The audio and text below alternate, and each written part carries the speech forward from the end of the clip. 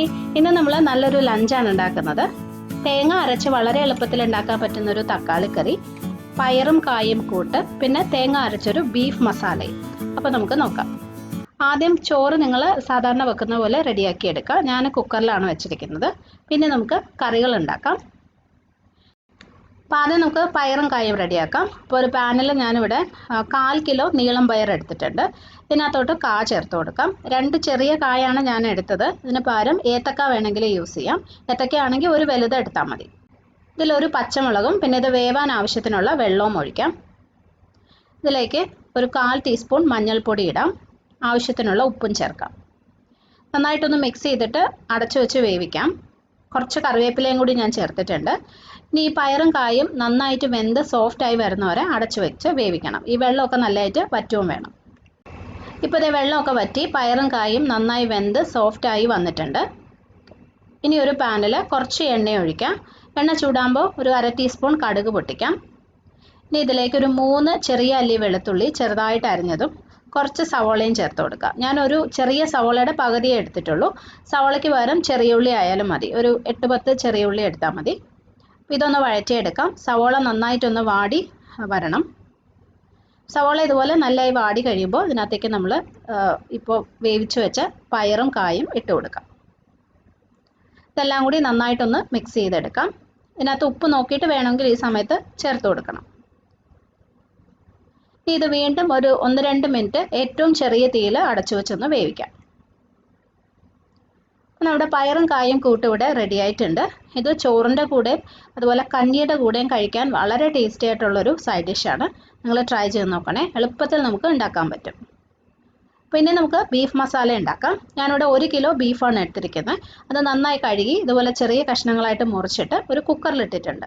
പിന്നെ അത് കുറച്ച് സാധനങ്ങൾ ചേർക്കാം.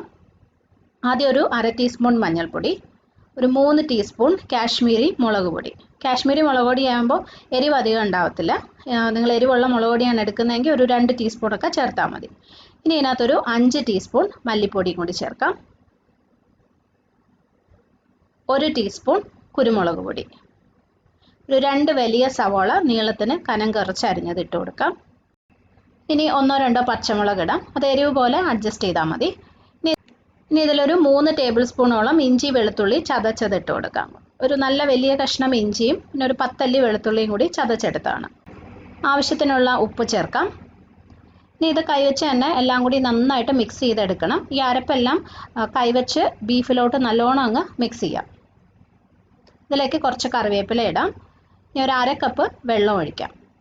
പിന്നെ പല ടൈപ്പ് ബീഫും വേവാൻ എടുക്കുന്ന സമയത്തിൽ വ്യത്യാസമുണ്ട് കേട്ടോ. അപ്പോൾ നാട്ടിൽ കിട്ടുന്ന ബീഫാണെങ്കിൽ നല്ല വേവുണ്ട്. അപ്പോൾ ഞാനിത് ആദ്യം ഹൈ ഫ്ലെയിമിൽ 1 വിസിൽ വേവിക്കും. അത് കഴിഞ്ഞ് തീ കുറച്ച് ഏറ്റവും ചെറിയ തീയിലിട്ട് ഒരു 7 അല്ലെങ്കിൽ 8 വിസിൽ കൂടി വേവിക്കും. അപ്പോൾ നല്ല വെന്ത് സോഫ്റ്റായി കിട്ടും. പക്ഷെ പുറത്തൊക്കെ നമുക്ക് കിട്ടുന്ന ബീഫ് കുറച്ചും കൂടി വേവ് കുറവാണ്. അപ്പോൾ നിങ്ങൾ അതനുസരിച്ച് അഡ്ജസ്റ്റ് ചെയ്യണം. അപ്പോൾ ബീഫ് റെഡിയാവുന്ന സമയം കൊണ്ട് തേങ്ങ ഒന്ന് വറുത്തെടുക്കാം. അപ്പോൾ ഒരു പാനിൽ കുറച്ച് എണ്ണ ഒഴിക്കാം. 1-2 ടീസ്പൂൺ മതി. എണ്ണ ചൂടാകുമ്പോൾ 2 ചെറിയ കഷ്ണം പട്ട, 6-7 ഏലക്ക, 7-8 ഗ്രാമ്പൂ, പിന്നെ 1 ടീസ്പൂൺ പെരുംജീരകം അല്ലെങ്കിൽ വലിയ ജീരകം, 1/4 ടീസ്പൂൺ ഉലുവയും ചേർക്കാം. ഉലുവ ചേർത്തു എന്ന് വിചാരിച്ച് മസാലയ്ക്ക് ഒരു കയ്പ് ടേസ്റ്റ് ഒന്നും വരത്തില്ല. ഇനി ഇതിലേക്ക് 1 കപ്പ് തേങ്ങ ഇട്ട് കൊടുക്കാം. 1 കപ്പ് എന്ന് പറയുമ്പോൾ വലിയ 2 പിടി തേങ്ങയാണ്. ഇനി ഇതൊന്ന് വറുത്തെടുക്കാം. തേങ്ങ നല്ലതായിട്ടൊന്ന് മൂത്ത് വരണം. ഒരു ഗോൾഡൻ കളർ ആയാൽ മതി, ഒരുപാട് മൂത്ത് പോകരുത്. ഇതിലേക്ക് ഞാൻ കുറച്ച് കറിവേപ്പിലയും കൂടി ഇടുവാണ്. ഇപ്പോൾ തേങ്ങ ഇതുപോലെ നല്ലൊരു ഗോൾഡൻ കളർ ആയിട്ടുണ്ട്. ഇതിൽ കൂടുതൽ മൂത്ത് കഴിഞ്ഞാൽ നമ്മൾ അരച്ചെടുത്ത് കഴിയുമ്പം അതിനൊരു ടേസ്റ്റ് വ്യത്യാസം വരും. അപ്പോൾ ഇത്രയും മതി. അപ്പോൾ നമുക്കിനി സ്റ്റൗ ഓഫ് ചെയ്തിട്ട് ഒന്ന് തണുക്കാനായിട്ട് വെക്കാം. അത് കഴിഞ്ഞ് മിക്സിയുടെ ജാറിലിട്ട് ഒട്ടും വെള്ളം ഒഴിക്കാതെ അരച്ച് മാറ്റി വയ്ക്കാം. ഇപ്പോൾ നമ്മൾ കുക്കറിൽ വേവാൻ വെച്ച ബീഫ് റെഡി ആയിട്ടുണ്ട്. പക്ഷേ ഇതിനകത്തുനിന്ന് കണ്ടോ നല്ലോണം വെള്ളം വന്നു. ചില ബീഫിന് ഇതുപോലെയാണ് ഒത്തിരി വെള്ളം വരും. അപ്പോൾ ഞാനിനി വീണ്ടും സ്റ്റൗ ഓൺ ചെയ്ത് ഈ വെള്ളം ഫുള്ളങ്ങ് വറ്റിച്ചെടുക്കാൻ പോവാണ്. തുറന്ന് തന്നെ ഇട്ട് ഹൈ ഫ്ലെയിമിൽ ഇട്ടിട്ട് ഈ ഗ്രേവി ഫുള്ളങ്ങ് വറ്റിച്ചെടുക്കാം. ഇതൊരു മസാലയാണ്, അപ്പോൾ നമുക്ക് ഇത്രയും ഗ്രേവിയുടെ ആവശ്യമില്ല. അപ്പോൾ ദേ ബീഫിൻ്റെ ഗ്രേവി എല്ലാം നല്ലതായിട്ട് അങ്ങ് വറ്റിയിട്ടുണ്ട്. ഇത്രയും മതി.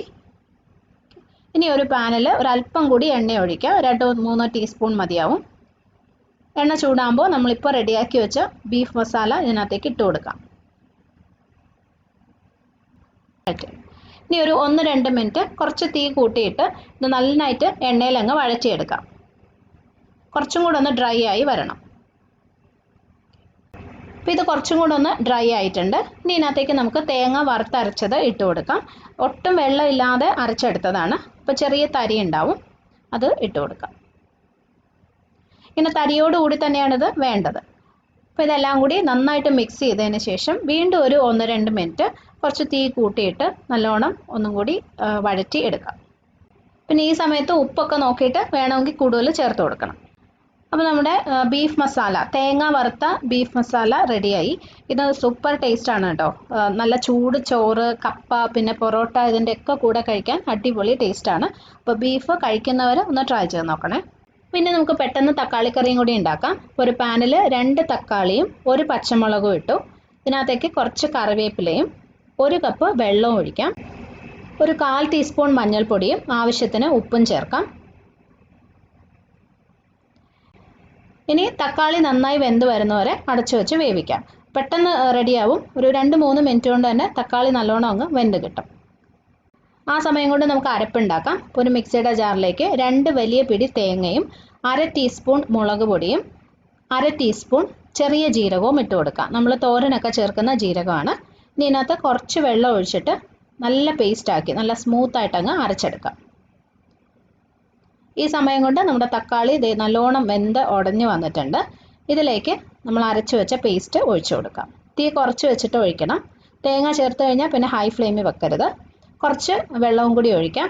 ഇത് ഏകദേശം ഒരു പുളിശ്ശേരിയുടെ ഒരു പരുവത്തിലാണ് വേണ്ടത്. ഒരുപാട് കട്ടിയായി പോകരുത്, കുറുകിപ്പോകരുത്.